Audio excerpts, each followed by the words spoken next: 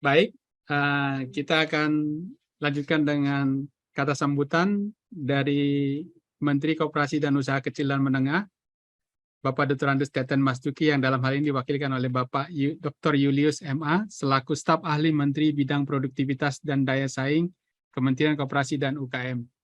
Kepada Pak Julius, waktu dan layar kami serahkan. Kami hormati Direktur Halo Pajak Bapak Wiston Manihuruk, Dekan Fakultas Ekonomi dan Bisnis Universitas Nusa Tenggara Ibu Apriana Fanggiade, Kadis Provinsi Nusa Tenggara Timur Usaha Kecil dan Menengah Ibu Sylvia Peku Jawang, Kepala Kanwil DJP Nusa Tenggara Ibu Samsidar, Ketua IAI Nusa Tenggara Bapak Sofran Antonius, Pak Moderator Pak Torang Sitanggang, para pembicara luar biasa Pak Anton, Pak Ruswanto, Inyoman Arut Maja, peserta webinar yang berbahagia. Assalamualaikum warahmatullahi wabarakatuh. Waalaikumsalam. Salam sejahtera kita semua, Om Swasti Namo Buddhaya, salam kebajikan. Pertama-tama saya sampaikan permohonan maaf Bapak Menteri karena jadwal beliau yang luar biasa penuh. Beliau tidak bisa yang hadir dalam acara ini dan menugaskan saya untuk mewakili. Puji syukur dan kehadirat Allah Subhanahu wa Ta'ala atas rahmat dan karunia-Nya kita dapat bersilaturahmi dalam kondisi sehat untuk mengikuti webinar UMKM dengan topik aspek perpajakan dan akuntansi serta digitalisasi untuk UMKM. Saya sangat mengapresiasi kegiatan webinar yang diselenggarakan oleh Halo Pajak bekerjasama dengan IAI Wilayah Nusa Tenggara Timur. Event ini sangat sejalan dengan upaya pemerintah dalam penguatan kualitas pelaporan keuangan, peningkatan literasi dan kepatuhan perpajakan UMKM. UMKM mendominasi postur pelaku usaha, namun kontribusi pajak masih rendah. Jumlah UMKM mencapai 64,2 juta unit atau 99% dari populasi pelaku usaha dengan kontribusi DP sebesar 61,7%. Kontribusi pajak UMKM tercatat masih rendah.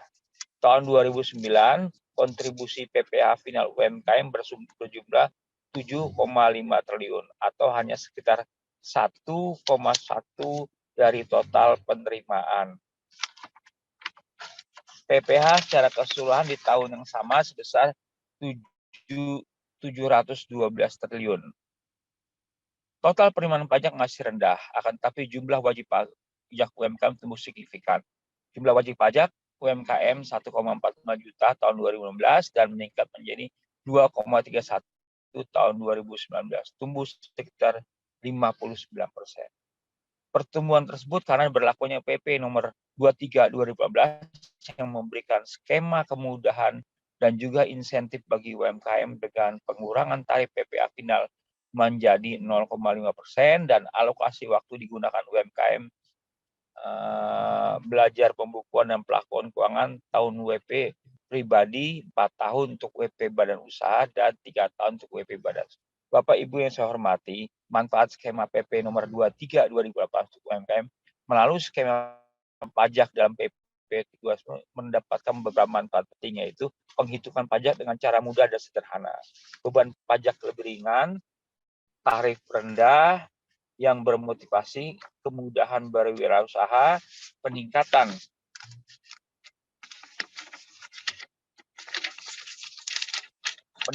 kepatuhan sehingga UMKM lebih bankable dan akses UMKM naik kelas lebih terbuka. Untuk meningkatkan kepatuhan pajak, beberapa negara membuat skema penyederhanaan penghitungan pelaporan dari pengenaan satu jenis pajak untuk UMKM. Meksiko taruh 2% atas peredaran bruto bagi UMKM yang memiliki peredaran bruto di bawah 2 juta peso atau setara dengan 1,4 miliar per tahun. Hungaria, wira swasta dengan penghasilan di bawah 6 juta forin Hungaria atau sekitar 300 juta per tahun dikenakan pajak bulanan dengan jumlah tetap sebesar 2,5 juta. Inggris, pelaku usaha di Inggris yang memenuhi syarat bisa memanfaatkan pemanfaatan pajak hingga sekitar 1.000 pound sterling atau sekitar 180 juta. Kebijakan ini berlaku mulai 2 April 2022. Dukungan kebijakan selain PP nomor 23 2018, pemerintah juga melalui PP nomor 27 2001 turut mendukung pengembangan aspek akuntansi UMKM dengan mengamanatkan penyediaan sistem aplikasi pencatatan keuangan sederhana bagi UMKM secara gratis oleh pemerintah. Kelemahan usaha mikro kita selama ini masih dilakukan secara manual dan tradisional. Kemenkop UKM telah menyediakan sebuah sistem pelayanan pembukuan pembuatan laporan keuangan secara sederhana yang dengan nama aplikasi La Mikro. Aplikasi La Mikro sudah memenuhi standar akuntansi entitas bisnis kecil menengah dikeluarkan oleh Ikatan Akuntansi Indonesia sehingga pembukaan Anda mendapat memiliki bank. Mudah-mudahan La Mikro dapat dimanfaatkan seluas-luasnya oleh UMKM kita untuk menghitung arus kas, belanja, pendapatan, dan laba secara mudah. Dapat diakses www.lamikro.com secara gratis. Dengan adanya disrupsi teknologi dan ketidakpastian karena pandemi, UMKM dituntut untuk bertransformasi ke digital. Berbagai riset dan survei menyatakan bahwa UMKM yang sudah masuk ke sistem digital lebih tahan terhadap dampak pandemi COVID-19 dibandingkan yang belum. Selain itu, digitalisasi dapat membuat proses bisnis UMKM menjadi lebih singkat dan efisien, sehingga lebih mampu bersaing. Pemerintah telah menargetkan 30 juta UMKM masuk dalam ekosistem digital hingga tahun 2004 dengan berbagai langkah, antara lain program kerja literasi digital dengan Mikro Maju dan Google Businessku, pelatihan digitalisasi, platform pelatihan online Eduka UMKM, La Mikro, onboarding sosial media, dan e-commerce lokal. Gerakan Nasional BBI, Padi UMKM, bela pengadaan LKPP, hingga kemitraan ekspor. Untuk menghasilkan digital marketing yang efektif, terdapat beberapa hal yang bisa dilakukan. Tingkatkan literasi digital, buat konten unik yang menarik untuk menyebarkan dan mengkomunikasikan usaha secara efektif. Pelajari layanan platform digital yang mungkin bisa digunakan, cari yang paling sesuai dengan jenis usaha. Tingkatkan inovasi baik di level produk maupun layanan dari usaha sesuai dengan perilaku, preferensi, dan perilaku konsumen. Terakhir, perlu dibuat jejaring dengan bergabung organisasi UMKM sehingga semakin ragam informasi usaha hingga bantuan dan pemecahkan masalah bisa terselesaikan dengan baik. Sebagai penutup, saya berharap seluruh pihak yang terkait menjadi bagian dari solusi yang terhubung dengan ekosistem usaha serta berperan membantu negara untuk meningkatkan pendapat pajak. Demikian sambutan ini saya akhiri. Terima kasih. Wassalamualaikum warahmatullahi wabarakatuh. Om Swanti Santi Om. Terima kasih. Baik, terima kasih Pak Ilyus. Mohon maaf nih sudah diburu-buru. Kita bisa diskusi sebentar, Pak? Pak Bisa, Ilyus? Ya. Bisa, jadi, Pak. Panas, Pak. Jadi kita sebetulnya sudah melakukan 26 kerjasama kita sudah ini ke 26 wilayah, Pak. Jadi dari 34 wilayah IAI ini ke 26. Jadi memang selalu kita minta dari wilayah dan universitas yang siap mendukung acara ini, Pak. Jadi intinya sebetulnya acara kita adalah bagaimana nanti universitas bisa menyediakan mahasiswa dengan kampus Merdeka Belajar untuk menyiapkan laporan keuangan, Pak. Jadi semacam jasa pembuatan laporan keuangan. Tadi kita sudah bicara juga dari Pak Johannes dari Dinas bahwa siap mendukung. Artinya kita sebenarnya dari IAI berkesimpulan begini, Pak. Kita tidak bisa mengajari UMKM itu membuat laporan keuangan lagi. Artinya karena kemampuan mereka terbatas dan waktu mereka juga terbatas. Makanya kita bagaimana membuat laporan keuangan ini, kita melihat mensinergikan program-program pemerintah di daerah.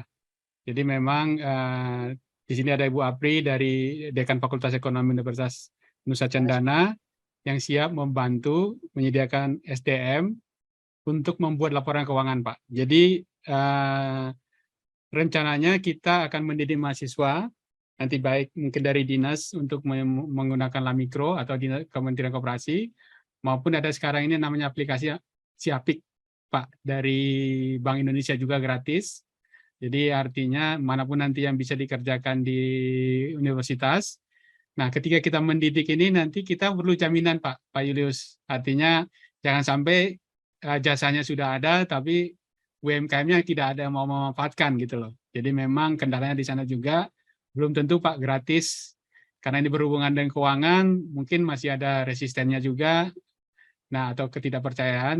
Nah, makanya kita minta jaminan tadi dari Pak Johannes sudah siapkan. Nah, kita juga tidak muluk-muluk nanti kalau misalnya cuma 10 UMKM itu yang penting kita mulai, Pak. Artinya ini akan continue sebagai jasa pembuatan laporan keuangan. Dari sini ada Bu Apri yang siap mendukung. Mungkin Bu Apri dari Dekan Fakultas Ekonomi Universitas Cendana, Bu, bisa silakan Bu memberikan sepatah dua kata untuk diskusi kita ini. Ya baik, terima kasih Bapak Situmorang. Jadi kedepannya kami para dosen akan menyiapkan mahasiswa-mahasiswa dengan ilmu ilmu seperti aspek perpajakan dan akuntansi untuk pengembangan UMKM ke depan. Dan kami juga punya kegiatan magang selama 6 bulan dan KKN itu kami bisa terjunkan ke masyarakat sehingga apa yang pelajarnya dengan pajak dalam kegiatan UMKM ini bisa terbantu dan bisa dilakukan oleh Bapak Ibu pengusaha. Mikro dan mikro kecil ini masih sangat berat ya. Mereka manual. Nah, kalau kita masuk ke digitalisasinya itu sehingga perlu lebih mendalam tentang bagaimana pemanfaatan pajak dan akuntansi dalam akuntansi ini agar supaya mereka bisa terbantu secara baik dan benar. Demikian Pak Situmorang. Ya, jadi tadi juga dari Pak Johannes ada Pak, mau disampaikan Pak? Oh, masih di mute Pak, masih di mute. Oke, memang benar Pak. Kita kalau usaha mikro itu sudah berupaya mengasih pelajaran, mengasih lah mikro. Cuman seperti Pak Situmorang sendiri mengajak mereka itu sulit, ya Pak ya. Mengajak mereka sulit. Tidak seperti ini aja, mengajak mereka mendaftar NIB aja juga sulit. Kan selalu kita tahu bahwasannya yang dipikir mereka apa manfaatnya gitu loh Pak. Ya, nah kita mungkin tetap seperti Pak Situmorang tadi, 10 kita jalan tetap pakai mahasiswa untuk memberikan transfer of knowledge dalam hal ini, dan ini yang baik. Nah sekarang mungkin kita sama-sama memikirkan Pak, bagaimana mereka mau ikut, itu intinya sebenarnya itu. Mereka mau ikut, mungkin nanti kita diskusi khusus deh, gimana caranya ya, supaya mau ikut. Ini yang susah. Yang susah sekali. Itu aja Pak, makasih Pak salah Bu Dekan tadi. Iya. Ya, mungkin Pak Johannes ada, silakan Pak. Gimana Baik, kendala di lapangan Pak jadinya? Ini yang tadi Pak Julius sudah sampaikan. Ya. Baik, Bapak Dr. Julius, Pak Situmorang, Ibu Dekan. Jadi UMKM kita memang apa yang disampaikan oleh Pak staf khusus Bapak Menteri, Bapak Julius, bahwa bagaimana mengumpulkan mereka, tetapi kita kebetulan Bapak Julius kita kan kalau di Kota Kupang ya, kita kan sudah ada rumahnya UMKM Pelut. Karena itu kita bisa menghimpun mereka untuk bisa juga menghimpun mereka untuk menyampaikan materi yang bermanfaat untuk mereka dalam rangka usaha mereka tentang bagaimana tahu pajak, pembukuan sederhana secara online dan lain sebagainya. Lalu terkait dengan komitmen universitas dalam rangka program mereka Merdeka Belajar dengan mahasiswa yang 6 bulan magang dan KKN tematik, mungkin nanti KKN-nya Bu Dekan, kita kan KKN-nya bersama UMKM. Nah, jadi kita akan lakukan KKN-nya bersama UMKM, sehingga tidak datang di kantor ini, tetapi KKN-nya bersama UMKM. Jadi kita dan adik-adik mahasiswa itu dengan didampingi konsultan kita, kurang lebih 7 orang, di provinsi sini, di Kupang, Kota Kupang, lalu di Sumba Barat Daya ada konsultannya ada 5 orang, untuk sementara Manggarai Timur dan Manggarai Barat sementara berproses, kita akan kolaborasikan kerjasama di antara mereka, supaya mereka hadir di UMKM. Kalau mereka bisa datang langsung di UMKM bersama para konsultan kita, jauh lebih baik Pak Firdaus. Daripada kita mengumpulkan lagi, pikir lagi uang transport dan lain sebagainya.